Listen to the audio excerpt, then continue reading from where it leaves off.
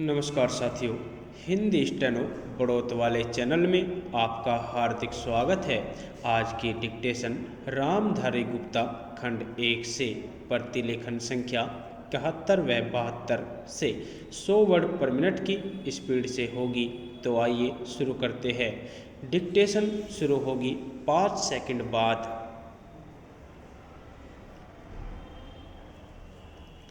Start. महोदय, आपने जिस उत्साह के साथ मेरा स्वागत किया है उसके लिए मैं आपको धन्यवाद देना चाहता हूँ।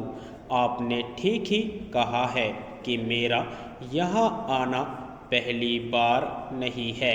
मुझे जहाँ तक स्मरण है यह 5वां समय है जब मैं आपके इस सुंदर प्रदेश में आया हूँ। पहल जब 1922 में यहाँ आया था वह एक समय था और आज एक दूसरा ही समय है। उस समय मुझे यहाँ इसलिए आना पड़ा था कि देश के सारे बड़े बड़े नेता जेल में बंद थे। महात्मा गांधी जी भी जेल में थे और प्राय यहाँ के भी नेता जेल में थे। दुर्भाग्यवश या सौभाग्यवश किसी प्रकार मैं बाहर रह गया था और जब मुझे यह समाचार मिला कि इस प्रदेश में विशेषकर सरकार की ओर से बड़ी सख्ती हो रही है तो मैंने सोचा कि यहाँ आना आवश्यक है। पूज्य मालवीय जी से मैंने इसका जिक्र किया तो वह बड़ी प्रसन्नता के साथ यहाँ आने के लिए तैयार हो गए। यद्यपि उनकी अवस्था उस समय अधिक थी, मैं तो उस समय नवयुवक था। हम दोनों यहाँ आए यह आज से 32 वर्ष पहले की बात है और आपके इस सुंदर प्रदेश का मुझे पहले परिचय मिला। कल जब मैं यहाँ आ रहा था तो मार्ग में मुझे वह जगह दिखलाई गई जहाँ मैं बहुत कठिनता से रात भर बैलगाड़ी पर चलकर किसी प्रकार पहुँचा था। अब तो यहाँ पर कुछ अच्छी सड़कें भी बन गई है और कल मैं यहाँ कई मील दूर से मोटर गाड़ी पर चलकर पहुँचा, पर उन दिनों यहाँ पहुँचने का साधन केवल बैलगाड़ी थी और मुझे बैलगाड़ी से घनघोर जंगलों में यहाँ के 3-4 स्वयंसेवकों के साथ जाना पड़ा था। जब मैं उन दिनों की तुलना आज से करता हूँ तो मालूम होता है कि इन कुछ वर्षों में कितना अंतर पड़ गया है। जो काम महात्मा गांधी जी ने स्वराज्य का देश को स्वतंत्र करने का आरंभ किया था वह काम देश के सौभाग्य, महात्मा गांधी की तपस्या और सब लोगों के परिश्रम तथा त्याग से सफल हुआ।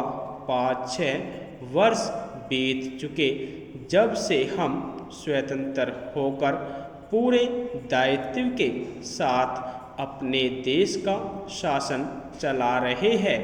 आज भारतवर्ष में ऐसा कोई स्थान नहीं है जहाँ के लोग अपना शासन स्वयं न चला रहे हो।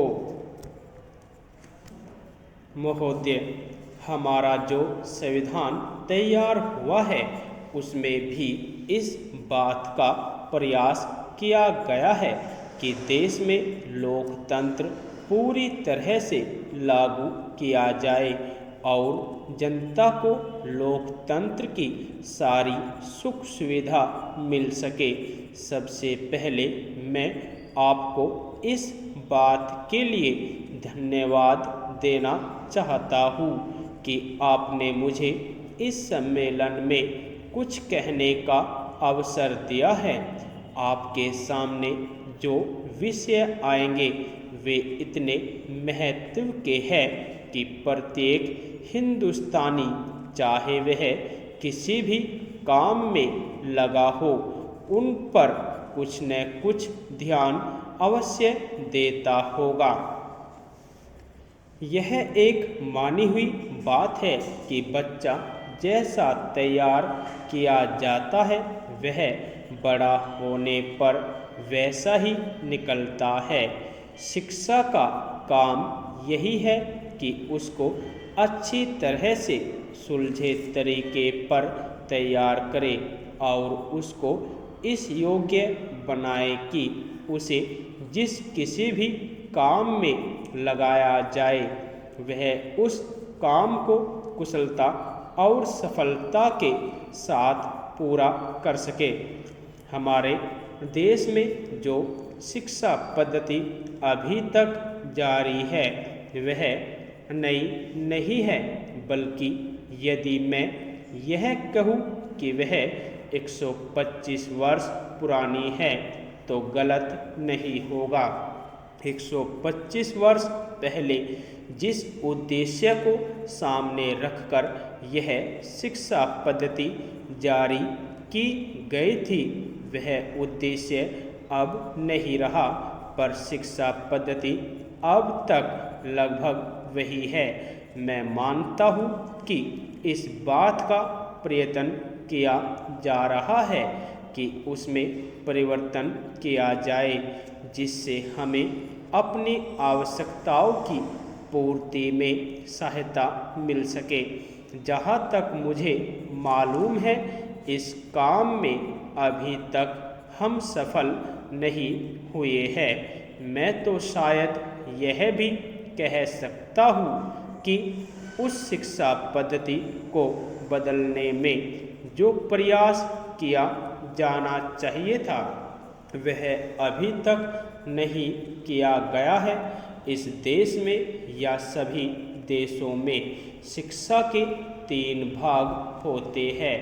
एक तो वह जिसमें छोटे छोटे बच्चों को शिक्षा दी जाती है, दूसरा वह जिसमें युवावस्था के पहले बड़े होने तक, और तीसरा वह जिसमें युवावस्था के विद्यार्थियों को शिक्षा दी जाती है। इन तीनों भागों की शिक्षा पद्धतियाँ अलग अलग है, परंतु वे एक दूसरे से मिलती जुलती होती है और एक से दूसरे में जाने में कोई कठिनाई नहीं होनी चाहिए। इसलिए यदि हम अपने देश की शिक्षा में सुधार चाहते हैं तो सबसे अधिक आवश्यक यह है कि सर्वप्रथम प्राथमिक शिक्षा में, उसके बाद माध्यमिक शिक्षा और फिर विश्वविद्यालय शिक्षा में सुधार किया जाना चाहिए। यदि आपको डिक्टेशन अच्छी लगी हो तो हमारे चैनल को सब्सक्राइब करें तथा वीडियो को लाइक व शेयर भी करें। धन्यवाद।